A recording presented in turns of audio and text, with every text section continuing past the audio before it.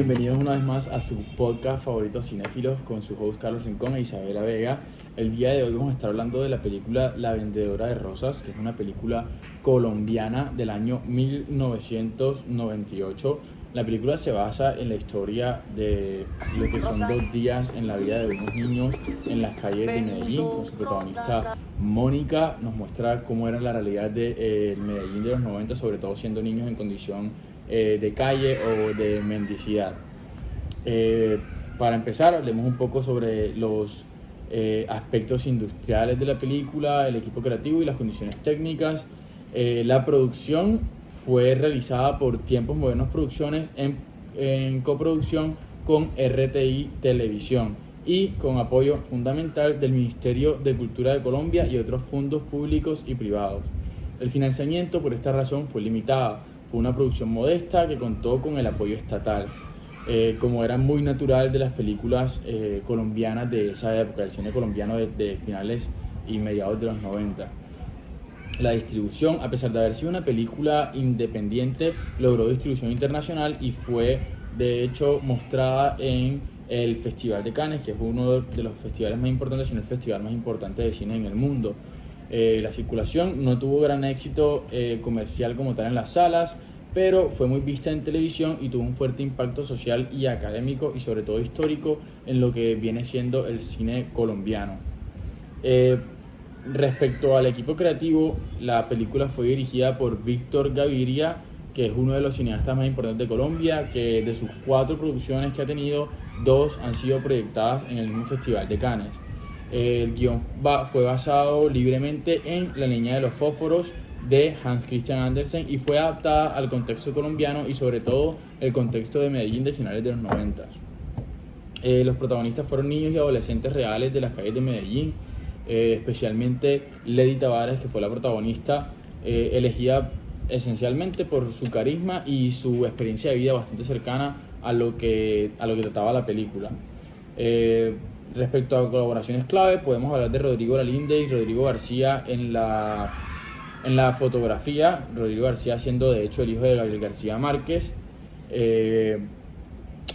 Respecto a la tecnología usada, podemos hablar que se filmó en formato de 35 milímetros con equipos bastante limitados y muchas veces en condiciones precarias y locaciones reales. Respecto a esto, lo que podemos analizar es que la película fue grabada en las calles de Medellín. Vemos que gran parte, si no todas las tomas fueron hechas a mano, con un realismo sucio. Especialmente la iluminación es natural o es mínima en ciertas escenas, buscando más bien una veracidad realista por fuera de bonita, una estética realista más que bonita. La producción fue austera, no hay decoraciones, no hay música. La música, de hecho, si nos ponemos a prestar atención, son éxitos musicales de la época que sonaban en los lugares, en las locaciones en las que estaban, y sobre todo basándose en la época que se basaba en lo que es Medellín en Navidad. Fue compleja la grabación. De hecho, una de las anécdotas que hay sobre la producción es que durante esta tuvieron un problema en uno de los barrios en los que estaban grabando, y una de las milicias de estos barrios, que eran quienes les daban los permisos de grabación, no les permitieron grabar por un tiempo y tuvieron que suspender la grabación. Precisamente hablando de eso, vamos a hablar un poco sobre el contexto social e histórico. Medellín en los años 90, la ciudad vivía una fuerte crisis social marcada por la violencia urbana, el narcotráfico, la pobreza y el desplazamiento. Aunque Pablo Escobar había muerto en 1993, su legado seguía presente en las dinámicas sociales de los barrios marginales. Niñas abandonadas en este periodo, miles de niños que vivían en calles, sin acceso a educación, ni salud, ni protección. La película pues refleja esta realidad sin filtros, mostrando el abandono estatal, la economía informal y la exclusión. Las niñas que venden rosas o dulces representan una economía de supervivencia común en Colombia, especialmente en épocas como la Navidad. Realismo social. Víctor Gaviria retrata la vida de los sectores más vulnerables desde adentro, como actores que realmente vivían esa vida, que eso genera una mirada sin exotización ni condescendencia. También la película muestra violencia estructural y cultural del rebusque. La película pues muestra cómo la violencia no es solo de las armas, sino también del entorno, la falta de oportunidades las familias fracturadas, las drogas, el abuso sexual y la desconfianza, que esto lo marca como una norma. También se ve la cultura del rebusque, es decir, la creatividad para sobrevivir con lo mínimo, algo muy característico de los sectores populares colombianos. Entonces la película muestra una crítica al abandono estatal. No hay presencia de instituciones que protegen a los niños, ni escuelas, ni salud, ni policías que los cuiden. La calle es el único hogar y muchas veces pues también es el lugar donde mueren. Esto sirve como una fuerte denuncia social sobre la indiferencia del Estado frente a los más vulnerables. La dimensión simbólica y cultural, aunque es basada en un cuento europeo, la historia es completamente reinterpretada desde una óptica latinoamericana y urbana. Más que todo en la Navidad, en teoría debería ser una época de esperanza, que aparece un momento donde la miseria intensifica, mostrando una visión profundamente crítica de las desigualdades sociales. Precisamente, Isa, hablando un poco del contexto social y las referencias culturales de la película, yo siento que pues en mi opinión, especialmente, la película retrata muy bien, precisamente de manera cruda, lo que era la realidad de la Colombia de los 90, ¿no? Y sobre todo de la Medellín de los 90, post Pablo Escobar. En la película muestran la violencia con una naturalidad absoluta, o sea, los asesinatos, los apuñalamientos, la violencia sexual, todo se muestra con una naturalidad que uno lo ve en la película. Y antes, cuando estábamos hablando, tú me decías como que no, pero está suave la película no es suave, la película es fuerte, solamente que la naturalidad con la que se muestra y con la que los actores y las personas involucradas dentro de las escenas, dentro de los personajes, lo toman, uno lo ve con naturalidad.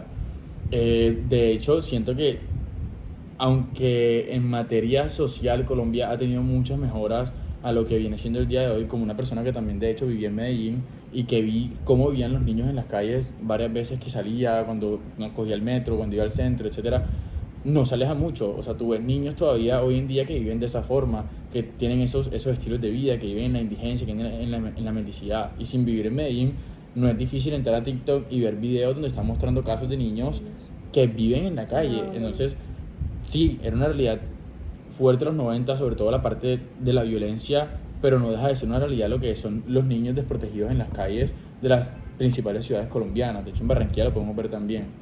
Algo que quiero aportar a tu opinión, la película como tal no muestra como el abandono de los padres, sino es como más que todo la rebeldía de los niños, porque las niñas siempre hablaban de, yo me fui de mi casa porque no me dejaban ir a fiestas, y se puede ver que son niñas de como 14, 15 sí, como años. En plena adolescencia. Entonces, la película muestra más que todo, es como de pronto en la adolescencia, más que todo los jóvenes se revolucionan un poquito más o quieren no tener como un padre que los esté como autorizando, diciendo qué hacer o no hacer. Y eso me gustó mucho también de la película, no mostrando tanto como el abandono, de que sí se ven muchos casos. Es que no los victimizan. Exacto, no los victimizan. Sin embargo, algo que tenemos que analizar sobre lo que acabas de decir es que sí eran niños violentados. O sea, ellos dicen, no, me escapé de la casa, no sé qué, no sé cuánto, pero eran niños violentados. Era como que no, mi mamá me dio una pela, mi mamá me pegó. De hecho, cuando que fue la niña. Exacto. Que después como que adoptaron. Exacto. Que tenía apenas 10 años. O sea, cuando ella se escapa era porque le estaban pegando. Cuando esta la morenita se va de ella, le dice como que, bueno, si me vuelve a pegar, me regreso. No sé si, sí era en parte rebeldía, sí, pero en otra parte también es la violencia que se vivía en esa época. Tomando el caso de la niña, de que ya llegó después como al grupo, cuando ella regresó en Navidad, la mamá, el semblante de ella cambió totalmente, como que reaccionó al ver de que sí había cometido un error, de que la estaba maltratando, y al verla de nuevo ella le dijo, no te voy a volver a pegar, que ella le dijo que yo vendí los patines. Y le dijo como, no hija, no me importa, yo vuelvo y te los compro a ti y a tu hermana. Y como que la mamá cambió, como que dijo, ok, yo también cometí un error, no solamente es mi hija. Entonces, mi opinión sobre la película, siento que sí es fuerte. De pronto, como decía, los actores no lo muestran de cierta manera tan violenta, pero sí lo es. Me gustó mucho que es muy natural, es como si uno estuviera ahí con ellos, como hablando, como lo mismo, no hay, pues, todo es ambiente, la música. Que precisamente era la intención del director, cuando él habla en las entrevistas, él dice que su intención era mostrar como cuando él pasaba días con ellos, cómo se sentía Sí. pasar esos días con ellos. O sea, lo que veían, lo que pasaban, las situaciones, el lenguaje, todo está hecho para que tú te sientas precisamente involucrado en eso. Ya para concluir, yo siento que, como hemos venido diciendo, es una película bastante cruda, bastante realista, porque sobre todo si somos colombianos nos podemos identificar y podemos ver esos casos en las calles, en las ciudades. Entonces siento que no es una película lejana a nosotros, primero que todo, y segundo que todo es una película cruda, pero realista. Eso siento todo, muchas gracias por ver nuevamente Cinéfilos y nos vemos en una próxima ocasión en su podcast favorito. Chao. Ese chavo. Voy por la palabra que me voy a enredar. Exotización. Vida, que eso genera una mirada sin exorcismo. Viste, yo sabía, Carlos, cámbiame esa palabra. Para empezar, hablemos un poco sobre los aspectos industriales de la película, el equipo creativo y las condiciones técnicas. La producción fue realizada por Tiempos Modernos Producciones en... Ya. No, mi amor, a ti no te queda. La... ¿Qué pasa, bro? La... Ya. Me está saliendo lo cartagenero. La